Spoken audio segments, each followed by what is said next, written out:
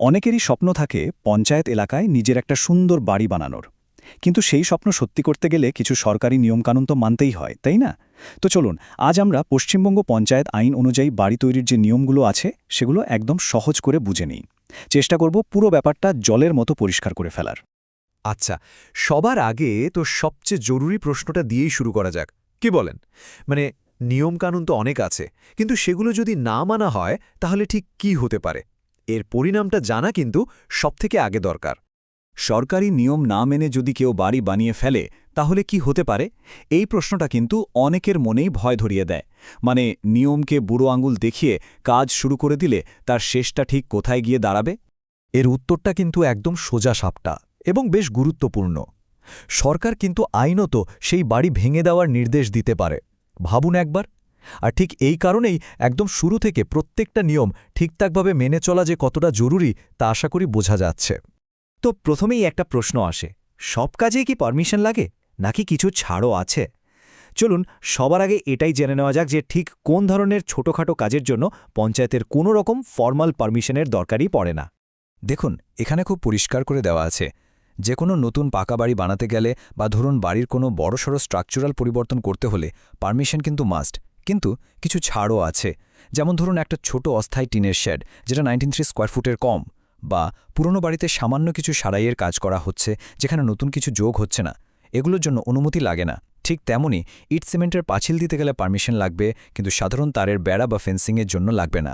ব্যাপারটা বেশ সহজ, তাই না? বেশ, তাহলে ধরে নেওয়া যাক যে বাড়িটা বানানো হবে, তার জন্য অনুমতি লাগবেই। এখন প্রশ্ন হলো, আবেদনটা করতে হবে কার কাছে? গ্রাম পঞ্চায়েত, পঞ্চায়েত সমিতি, নাকি জেলা পরিষদ? আসলে এটা নির্ভর করে প্রস্তাবিত বাড়িটা ঠিক কতটা বড় আর কতটা উঁচু হবে তার ওপর। কর্তৃপক্ষের 3টে আলাদা স্তর আছে এর জন্য। এই টেবিলটা দেখুন, একদম পরিষ্কার হয়ে যাবে। যদি বাড়ির প্লিন্থ এরিয়া মোটামুটি ১৬০০ স্কোয়ার ফিটের মধ্যে আর উচ্চতা ২১ ফুটের কম হয়, তাহলে সোজা গ্রাম পঞ্চায়েতে আবেদন করতে হবে। বাড়ি যদি তার থেকে বড় হয়, মানে ধরুন ৩২০০ স্কোয়ার ফুট পর্যন্ত, তখন যেতে হবে পঞ্চায়েত সমিতির কাছে। আর যদি প্ল্যানটা আরও বড় হয়, মানে এর থেকেও বড় বা প্রায় ৫০ ফুট উঁচু বাড়ি বানানোর কথা ভাবা হয়, তাহলে কিন্তু আবেদন করতে হবে সরাসরি জেলা পরিষদে। আবেদন করার প্রসেসটা কিন্তু খুব একটা জটিল না। কি করতে হবে? প্রথমে পঞ্চায়েত অফিস থেকে ফর্ম 4 নিতে হবে। তারপর ওটা 2টো কপিতে ফিল করে তার সাথে বিল্ডিং প্ল্যান, সাইট প্ল্যান আর জমির দলিলের 2টো করে কপি জুড়ে জমা দিতে হবে। জমা দেওয়ার পর অফিস থেকে একটা কপিতে সই আর স্ট্যাম্প দিয়ে ফেরত দেবে। ওটাই কিন্তু জমা দেওয়ার প্রমাণ, মানে রিসিভড কপি। ওটা খুব যত্ন করে রাখতে হবে। আচ্ছা, ফর্ম ফিল আপ তো হলো, কিন্তু যে প্ল্যানটা জমা দেওয়া হবে সেই প্ল্যানটা বানানোরও তো কিছু নিয়ম আছে, তাই না? এবার আমরা সেই নিয়মগুলোর দিকেই নজর দেব। এগুলো কিন্তু কিছু সংখ্যা যা বাড়ির নকশা বা লেআউটের জন্য জানতেই হবে। এগুলো খুব জরুরি। প্রথম আর সবচেয়ে জরুরি নিয়মটা হলো কভারেজ এরিয়া নিয়ে। নিয়মটা হলো মোট জমির 2/3 বেশি জায়গা জুড়ে বাড়ি বানানো যাবে না। মানে সহজ কথায়, যদি 3 কাঠা জমি থাকে তাহলে বড় জোর 2 কাঠার ওপর বাড়ি বানানো যাবে, বাকি 1 কাঠা জায়গা কিন্তু ফাঁকা রাখতেই হবে। এরপর আসছে সেটব্যাক। এর মানে হলো বাড়ির চারদিকেই, মানে সামনে, পেছনে আর দুপাশে মিনিমাম 3 ফুট জায়গা ছাড়তেই হবে। এটা কিন্তু বাধ্যতামূলক, এতে কোনো ছাড় নেই। আর একটা খুব জরুরি বিষয়, যে বাড়িটা বানানো হচ্ছে তার পাশে যদি আগে থেকেই অন্য কোনো বাড়ি থাকে, তাহলে দুটো বাড়ির দেওয়ালের মধ্যে অন্তত 6 ফুটের গ্যাপ রাখতেই হবে। এটা কিন্তু সেফটির জন্য খুব দরকারি একটা নিয়ম। বাড়িটা ঠিক কতটা উঁচু করা যাবে সেটাও কিন্তু ইচ্ছেমতো ঠিক করা যায় না। এর জন্য একটা ফর্মুলা আছে। ফর্মুলাটা কি?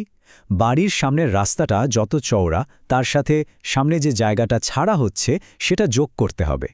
এই দুটোকে যোগ করে যা হলো, তার 1.5 গুণ পর্যন্ত উঁচু করা যাবে বাড়িটা। ধরুন রাস্তাটা 10 ফুট চওড়া আর সামনে ছাড়া হলো 3 ফুট, তাহলে মোট হলো 13 ফুট। এবার 13-র 1.5 গুণ মানে 19.5 ফুট। এটাই হবে বাড়ির ম্যাক্সিমাম হাইট। এছাড়াও আরও কয়েকটা বেসিক জিনিস মাথায় রাখতে হবে, যেমন ড্রেনেজ ব্যবস্থা ঠিকঠাক রাখতে হবে, স্যানিটারি ল্যাট্রিনের ব্যবস্থা করতে হবে, আর জমিতে ঢোকার রাস্তাটা যেন অন্তত 6 ফুট চওড়া হয়। আর একটা কথা, কাঁচা পায়খানা কিন্তু এখন একদমই অ্যালাউড না, ওটা পুরোপুরি নিষিদ্ধ।